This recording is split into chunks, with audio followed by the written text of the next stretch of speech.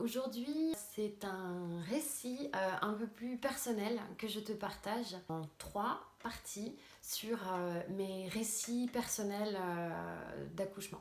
Pour comprendre un peu d'où vient cette approche holistique dont je parle, il me paraissait important de partager avec toi de manière plus personnelle et plus intime mes différentes expériences d'accouchement. Bienvenue à toi, si tu ne me connais pas, je suis Sophie et je suis doula dans la région de Bordeaux et en distanciel. Alors ce sont 3 expériences très différentes. L'idée en partageant sur mon expérience personnelle, ce n'est pas du tout de faire la promotion de l'accouchement physiologique et de l'allaitement, etc. Je pense que c'est important de rappeler encore et toujours que ton choix t'appartient et je le respecte à 200%. C'est mon vécu, c'est mon choix que je vais te partager et ça n'est en rien une injonction à faire comme ci ou comme ça pour toi-même. Alors, je suis tombée enceinte en 2016 de mon premier enfant, un peu complètement par hasard. À l'époque, je prenais encore la pilule, j'ai eu une erreur, voilà, je me suis cafouillée sur 2-3 jours et je suis tombée enceinte sans le savoir. J'ai fait tout ce qu'il ne faut pas faire en début de grossesse, de faire de la moto, de faire du cheval, de faire la fête avec de l'alcool, même si j'ai assez peu bu sur ces moments-là. Parce que le corps intelligemment m'a rappelé que dès que je buvais trop, ça n'allait plus trop bien. Donc sans m'en rendre compte, j'ai découvert ma grossesse courant septembre. Ouais, première quinzaine de septembre. Très bonne surprise. J'ai globalement toujours adoré être enceinte. Si je m'écoutais, je serais enceinte tout le temps. C'est vraiment pour moi un état de grâce, la grossesse. Même si j'ai décidé d'arrêter après 3. Mais vraiment, c'est... Voilà, alors forcément au début, pas mal de fatigue, mais pas de nausées. Vraiment une expérience hyper riche et hyper épanouissante pour moi. Cette première grossesse, je pourrais l'appeler le piège de l'ego spirituel. Qu'est-ce qui s'est passé? Donc je suis enceinte et tout se passe très bien. Donc ça, c'était ma première grossesse en 2016-2017. Et je me vois parfaitement prête. Si tu ne le sais pas déjà, avant ça, j'ai vécu un épisode de maladie très intense, dont j'ai finalement guéri. Mais effectivement, j'étais à ce moment-là, quand je tombe enceinte pour la première fois, déjà dans une dimension où je voulais prendre du recul avec l'aspect médical. Et puis pour moi, voilà, ça paraissait assez évident que j'allais accoucher physiologiquement, naturellement. J'étais déjà dans une ouverture de cœur, de conscience. Je rêvais même d'accouchement hyper facile, sans douleur, presque orgasmique, etc. Donc pour moi, il était évident que l'accouchement allait juste, mais hyper bien se passer, easy quoi. Clairement, pour cette première grossesse, ce premier accouchement en perspective, je suis hyper confiante. Je me dis, j'ai guéri là où on me condamnait à ne pas guérir. Donc l'accouchement, facile. Et je fais quand même du yoga un peu, je marche beaucoup, je reste quand même assez active pendant cette première grossesse. Et je fais peut-être un peu de sophro comme ça, voilà, en me disant vraiment tout va bien. Et tout ne peut que bien se passer. Et je souris et vous allez comprendre pourquoi. Un matin d'avril 2017, je me réveille et là, je perds les os. Je suis hyper excitée, hyper enthousiaste, je n'ai pas encore de contractions. Je vais donc prendre une douche, je prends mon petit déj et puis je sais que je vais aller à la maternité dans les 2-3 heures qui suivent, voilà, pour voir comment ça va. Mais globalement, tout va bien, donc parfait. Quand j'arrive à la maternité, je sais pas, il est peut-être 11 heures, quelque chose comme ça. Les contractions commencent à devenir assez forte, assez douloureuse. Très rapidement, je ne parle plus. Pendant les contractions et même entre les contractions, je me referme vraiment. Ça peut arriver aussi parce qu'il y a eu rupture effectivement de la poche des os, donc les contractions sont tout de suite assez intenses. Et très vite, ça dégénère. C'est clairement la débandade et la panique dans ma tête. Les contractions sont très rapprochées, très intenses. Je suis complètement perdue. J'ai les jambes qui flagellent, j'ai envie de vomir et je me vois tourner de l'œil. Donc très concrètement, midi et demi, 13h, je sais pas, hein, c'est un ordre d'idée, j'ai bien sûr pas les horaires précis en tête et je ne vous encourage jamais à avoir l'œil sur votre montre le jour de votre accouchement, ni votre partenaire d'ailleurs. Bon, toujours est-il que, voilà, aux alentours de 13h, je supplie pour la péridurale. On me rappelle que ce n'est pas dans mon projet, mais je suis tellement à bout que vraiment j'insiste. Mon mari, qui jusque-là m'avait vue extrêmement confiante vis-à-vis de l'accouchement, etc., me voit en panique et donc lui aussi perd forcément un peu pied. La péridurale donc fait son effet, j'ai une péridurale ambulatoire, ce qui veut dire que je peux continuer à marcher, donc effectivement je marche un peu et j'aurais pu effectivement continuer mon travail de manière active, sauf que je ne sais pas. Donc très rapidement je m'allonge, alors je me repose un peu et je reste allongée pendant une grande partie du travail avec mon compagnon qui est à côté de moi, qui s'occupe très bien de moi. Et puis les heures passent et naturellement s'enclenche la cascade d'intervention. Je rappelle, j'ai pas été déclenchée. La péridurale et puis de l'ocytocine de synthèse puisque le travail ralentit.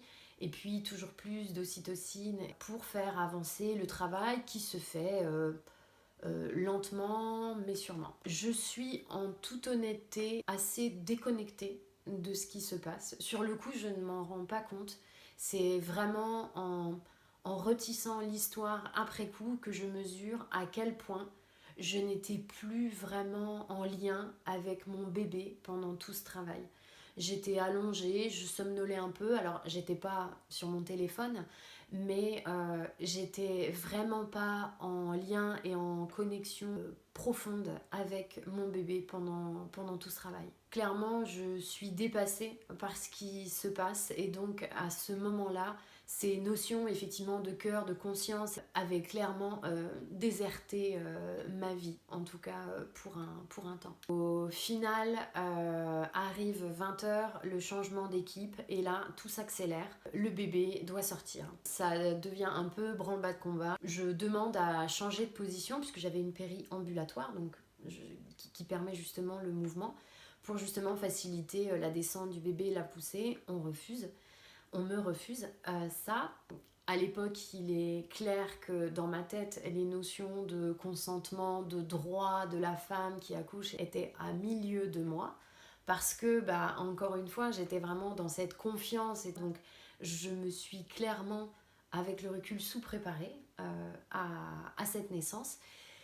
Et donc s'ensuit la fin de la cascade d'intervention. Je vous épargne les détails, mais avec donc instrumentalisation pour faire sortir le bébé. Mon bébé est finalement sorti. Très rapidement, le cordon est coupé. Je ne l'ai pas en peau à peau tout de suite parce qu'ils veulent l'aspirer. Et moi, on commence à me recoudre puisque j'apprends à ce moment-là donc que j'ai eu une épisiotomie. Je suis vraiment shootée, très fatiguée, vraiment très fatiguée.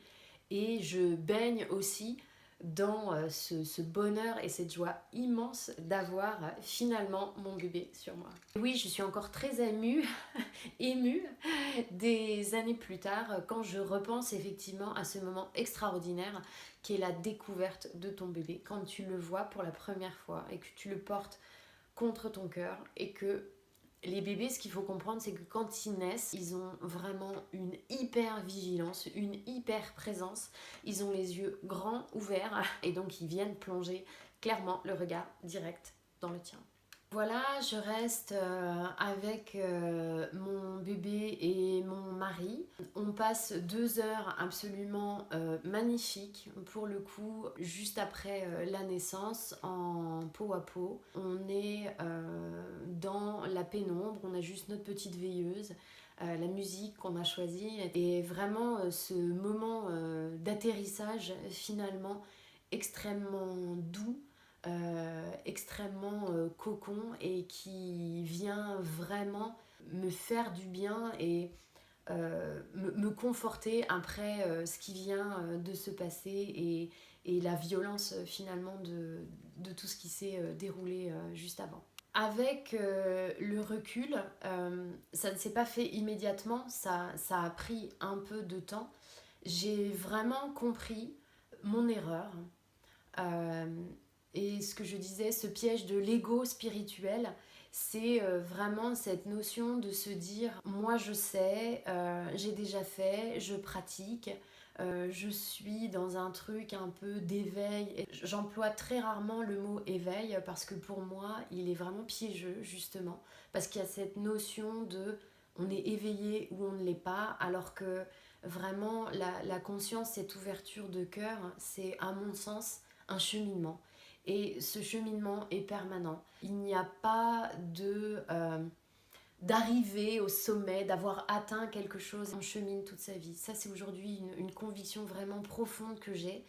Et cet accouchement, il a vraiment été pour moi une grande leçon d'humilité aussi, par rapport à ce que je vivais, par rapport à ce que je pensais être ou je pensais vivre. Donc je te cache pas qu'il m'a fallu quand même du temps, et il m'a fallu aussi être accompagnée pour tisser l'histoire autour de cette expérience, pour libérer aussi la colère, la frustration, la déception, ce sentiment d'échec aussi, là où j'avais un projet d'accouchement physiologique qui était vraiment très important pour moi dans ma vie et qui ne s'est pas fait. Et je pense que c'est aussi l'occasion de reprendre la responsabilité de ce qui s'est passé, parce que avec le recul, je pourrais effectivement me dire que j'ai été mal accompagnée par le staff le jour J. Pourtant, j'ai accouché dans une maternité à Paris. Tout le monde veut absolument accoucher là-bas dans le 12e. Mais la réalité, c'est que le staff n'était pas présent, le staff n'était pas soutenant, et je comprends aussi la réalité des sages-femmes, des auxiliaires puères, et qui font un travail formidable avec les moyens qu'elles ont et avec le temps et la disponibilité dont elles disposent.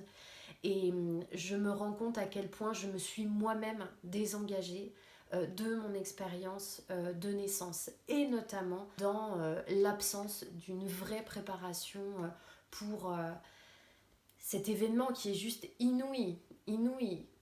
Déjà parce que la naissance d'un enfant est effectivement unique, tu n'accoucheras jamais 2 fois du même enfant, mais également par l'intensité et la profondeur de ce qui se joue le jour de l'accouchement. Si tu regardes cette vidéo et que tu es toi-même enceinte et que tu es peut-être à l'approche de ton accouchement, je t'invite vraiment à prendre du recul sur cette expérience de naissance que je viens de partager. C'était effectivement traumatique pour moi.